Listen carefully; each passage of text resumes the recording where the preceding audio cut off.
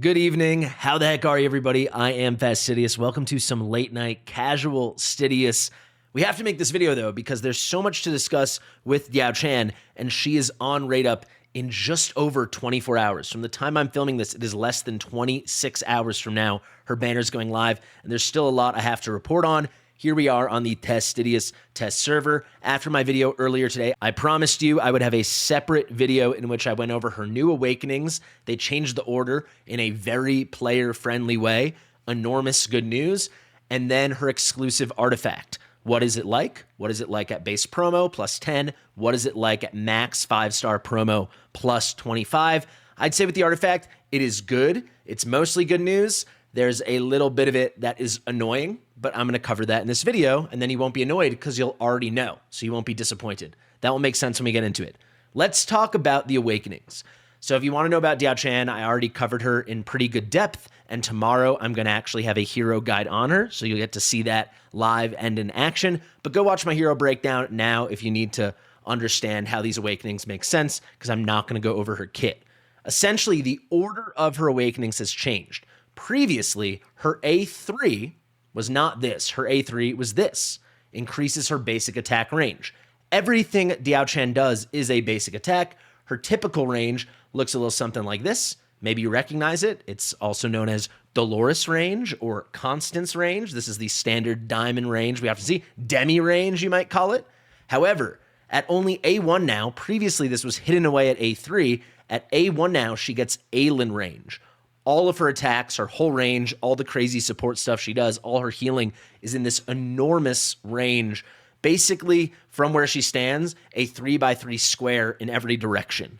It's a huge range and is game-changing for things like her continuous inspiration, things like her, range to heal, and then especially her damage reductions, her damage mitigation, things like what Fasti does with this special range and what Aelin does with the Aelin range, she then gets it. It doesn't show up here, but I'm telling you, I've tested it a ton.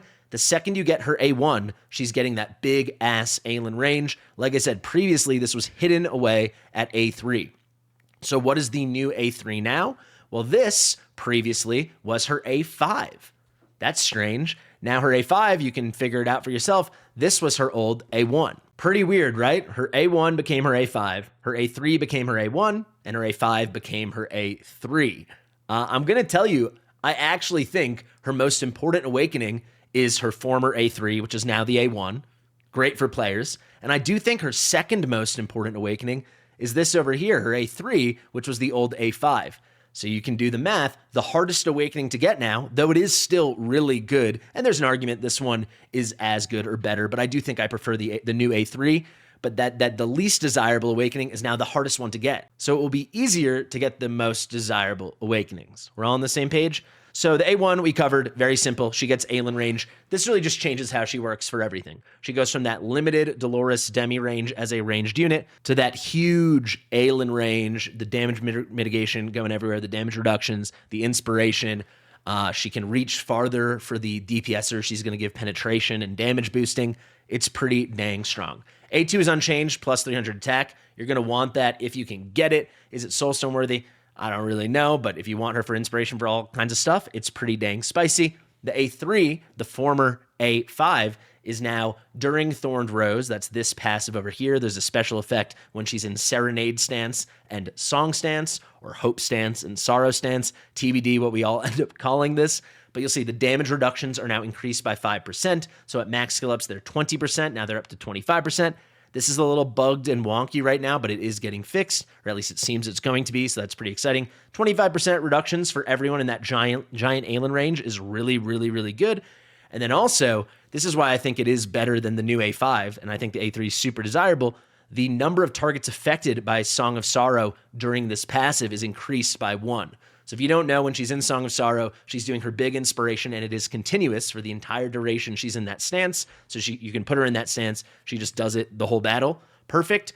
But also, it has an extra effect from this passive, Thorned Rose, that she is going to give a penetration increase to the 2 other allies in her range, that big-ass Aelin range, the 2 other allies with the highest attack. This awakening makes it 3. A lot of content, you only have 3 or 4 DPSers as it is, so it's kind of guaranteeing all or nearly all your top DPS heroes with the highest attack are getting this pretty crazy penetration, ignoring 20% of defenses or 20% of magic resistances. It's really good.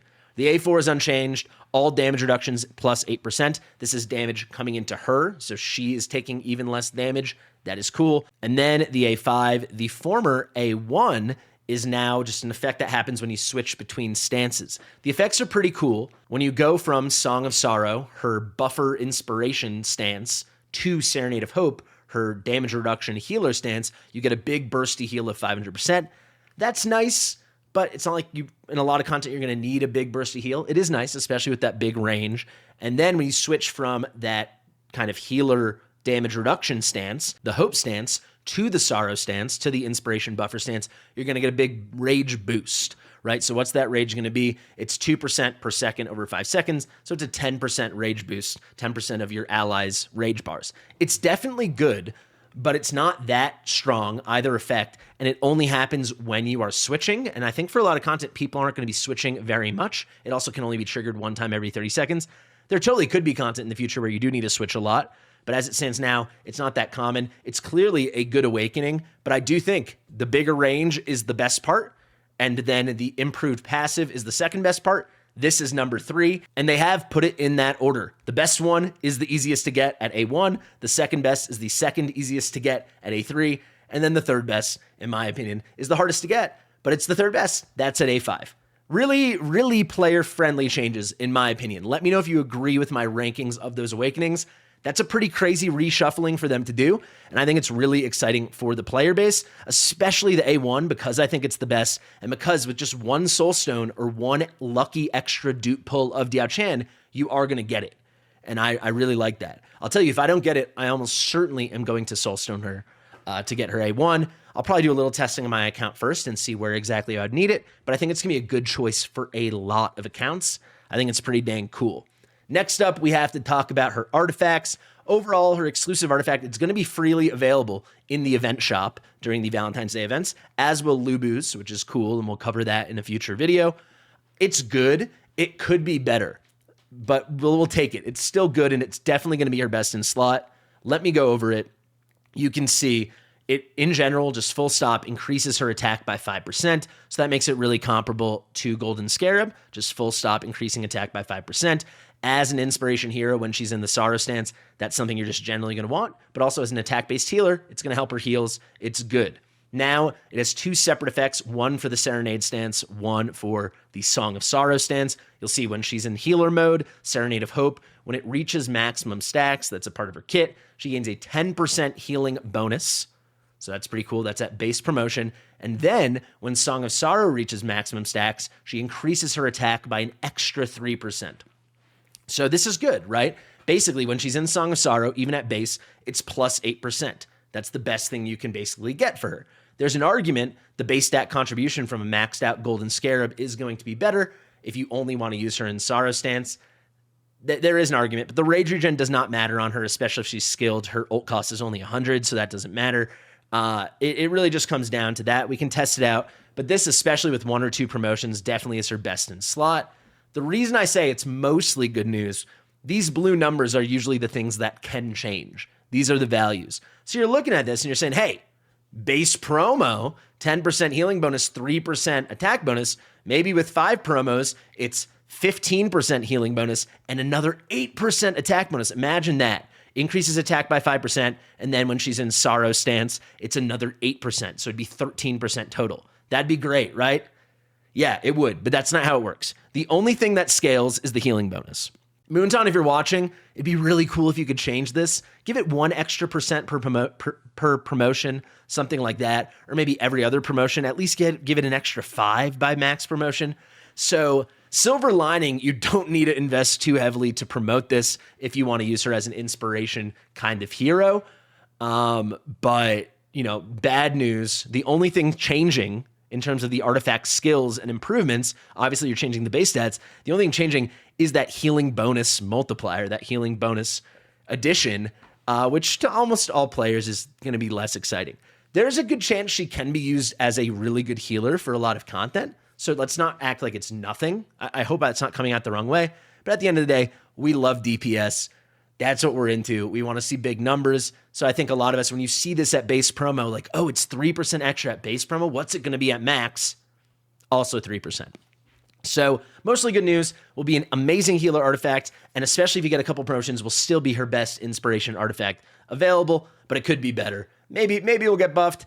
I'm guessing it won't. But it's just kind of lame that only the Serenade of Hope side is getting buffed or getting improved, enhanced as you promote this further, while as the Song of Sorrow, which a lot of people are going to use, is not. There you go, guys. That's my little spiel on Diaochan.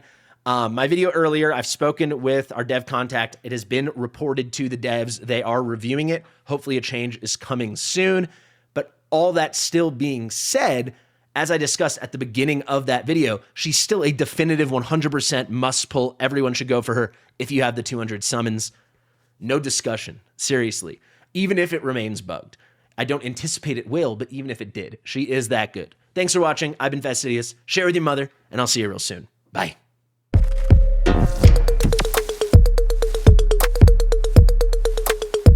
Fastidious.